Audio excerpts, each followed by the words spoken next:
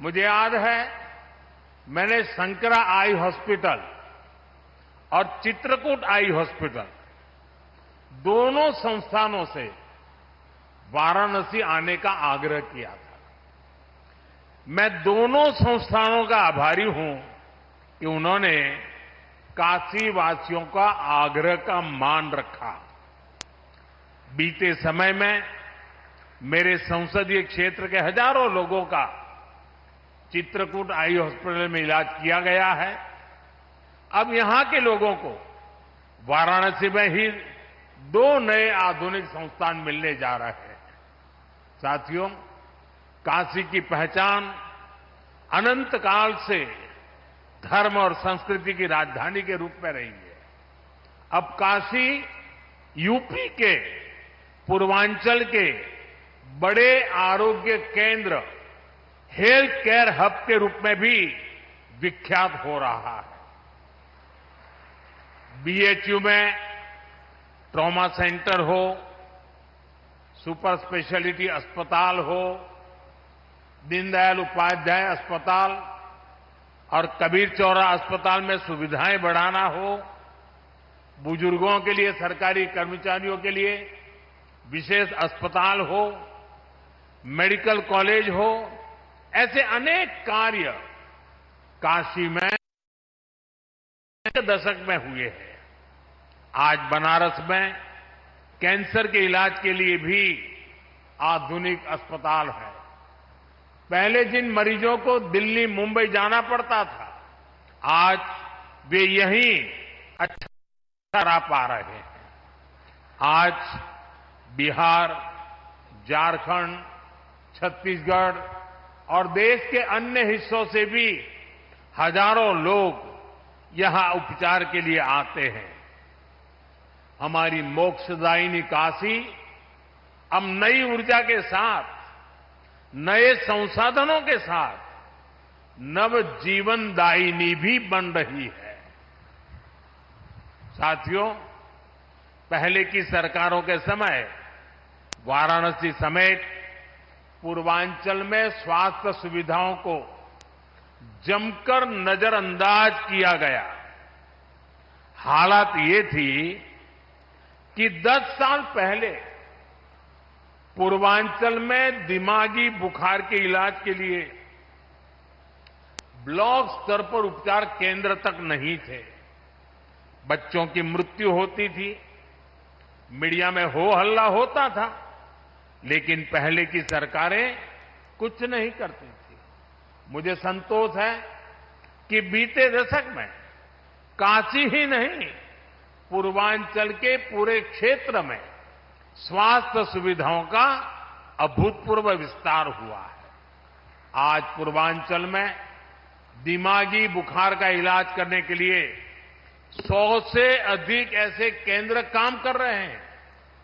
10 सालों में पूर्वांचल के प्राथमिक और सामुदायिक केंद्रों में 10,000 से अधिक नए बेड जोड़े गए हैं। 10 सालों में पूर्वांचल के गांवों में 5,500 से अधिक आयुष्मान आरोग्य मंदिर बनाए गए। 10 साल पहले पूर्वांचल के जिला अस्पतालों में डायलिसिस तक की सुविधा नहीं थी। आज 20 से अधिक डायलिसिस यूनिट्स का काम कर रही है, जहां मरीजों को यह सुविधा मुफ्त मिल रही है। साथियों, 21वीं सदी के नए भारत ने हेल्थ केयर के प्रति पुरानी सोच और अप्रोच को बदल दिया है। आज आरोग्य से जुड़ी भारत की रणनीति के 5 स्तंभ हैं। पहला, प्रिवेंटिव हेल्थ केयर, यानी बीमारी होने से पहले का बचाव। दूसरा, समय पर बीमारी की जांच। तीसरा, मुफ्त और सस्ता इलाज, सस्ती दवाएं। चौथा, छोटे शहरों में अच्छा इलाज, डॉक्टरों की कमी दूर करना। और पांचवा, स्वास्थ्य सेवा में टेक्नोलॉजी का विस्तार। साथियों, किसी भी व्यक्ति को बीमारी से बचाना भारत की स्वास्थ्य नीति की बड़ी प्राथमिकता है स्वास्थ्य क्षेत्र का पहला स्तंभ है। बीमारी गरीब को और गरीब बनाती है। आप जानते हैं, बीते 10 साल में 25 करोड़ लोग गरीबी से बाहर निकले हैं। एक गंभीर बीमारी इन्हें फिर से गरीबी के दलदल में धकेल सकती है। इसलिए बीमारी हो ही नहीं, इस पर सरकार बहुत जोर दे रही है। इसलिए हमारी सरकार साफ सफाई, योग, आयुर्वेद, पोषक खान-पान, इन सारे विषयों पर खास ध्यान दे रही है। हम टीकाकरण अभियान को भी ज्यादा से ज्यादा घरों तक ले गए हैं। 10 साल पहले तक ये स्थिति थी कि देश में टीकाकरण का कवरेज 60% के आसपास ही थी। यानी करोड़ों बच्चे तो टीकाकरण के दायरे में ही नहीं थे और टीकाकरण का यह दायरा हर साल सिर्फ 1-1.5% की गति से बढ़ रहा था। अगर ऐसा ही चलता रहता तो हर क्षेत्र को, हर बच्चे को टीकाकरण के दायरे में लाने में 40-50 साल और लग जाते। आप कल्पना कर सकते हैं कि ये देश की नई पीढ़ी के साथ कितना बड़ा अन्याय हो रहा था। इसलिए सरकार बनने के बाद हमने बहुत ही बड़ी प्राथमिकता के बच्चों के टीकाकरण को दी, उसकी कवरेज बढ़ाने को दी। हमने मिशन इंद्रधनुष शुरू किया। हमने एक साथ कई सारे मंत्रालय को इस काम में लगाया।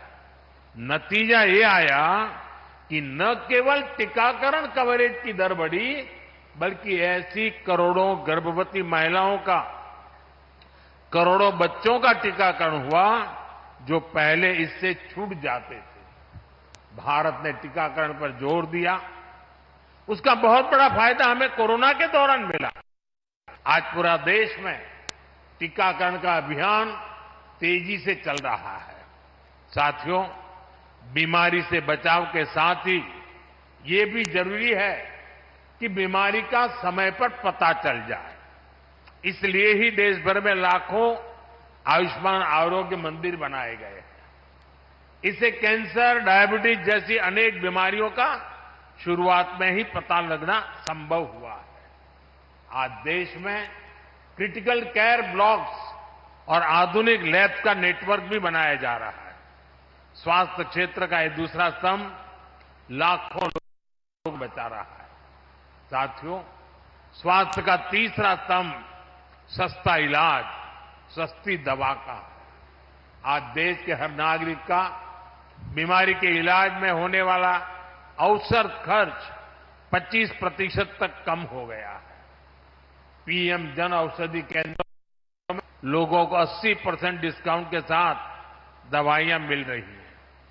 हार्ट स्टेंट हो, नी इम्प्लांट हो, कैंसर की दवाएं हो, इनकी कीमत बहुत कम की गई है। गरीबों को 5 लाख रुपए तक का मुफ्त इलाज देने वाली आयुष्मान योजना उनके लिए संजीवनी साबित हुई है। देश में अब तक 7.5 करोड़ से अधिक मरीज मुफ्त इलाज का लाभ ले चुके हैं और अब तो ये सुविधा देश के हर परिवार के बुजुर्ग को भी मिलने लगी है। साथियों, स्वास्थ्य क्षेत्र का चौथा स्तंभ इलाज के लिए दिल्ली, मुंबई जैसे बड़े शहरों पर निर्भरता कम करने वाला है। एम्स हो, मेडिकल कॉलेज हो, सुपर स्पेशलिटी अस्पताल हो, बीते दशक में छोटे शहरों तक ऐसे अस्पताल हमने पहुंचाए हैं।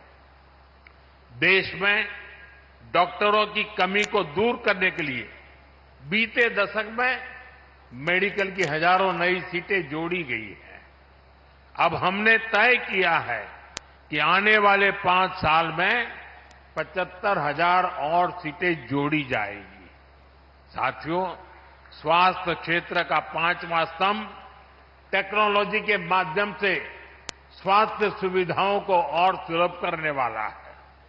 आज डिजिटल हेल्थ आईडी बनाई जा रही है।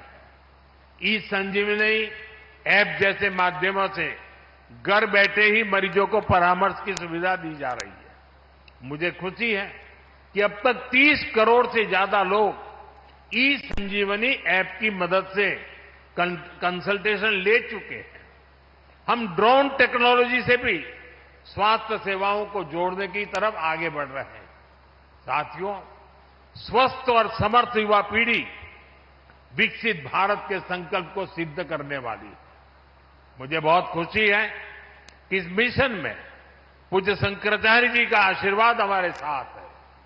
मैं बाबा विश्वनाथ से प्रार्थना करता हूं कि स्वस्थ और समर्थ भारत का ये मिशन यूं ही सशक्त होता रहे। और आज जब मैं पूज्य शंकराचार्य जी के चरणों में बैठा हूं, तब मेरे बचपन की कुछ यादें भी मुझे आज आ रही हैं।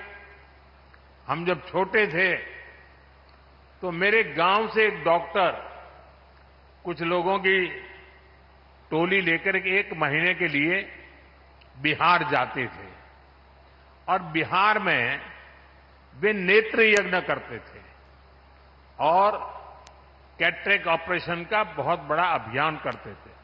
हर साल 1-1 महीना देते थे। तो मेरे गांव से कई लोग वॉलेंटियर के रूप में जाया करते थे। मैं बचपन में इन चीजों से परिचित था और बिहार में इसकी कितनी जरूरत थी मैं उस समय जानता था। तो आज मैं पब्लिकली पूज्य शंकराचार्य जी से प्रार्थना करता हूं कि वैसा ही एक शंकरा नेत्र अस्पताल बिहार में भी हम करें, क्योंकि मेरी बचपन की वो स्मृतियां मुझे लगता है कि बिहार के लोगों की बहुत बड़ी सेवा होगी। और महाराज जी का तो देश के हर कोने में जाने का इरादा है, तो शायद बिहार को प्राथमिकता जरूर मिलेगी। आपके आशीर्वाद मिलेंगे बिहार को, और बिहार में सचमुच में वहां के लोगों की सेवा करना ये भी एक बहुत बड़ा सौभाग्य है।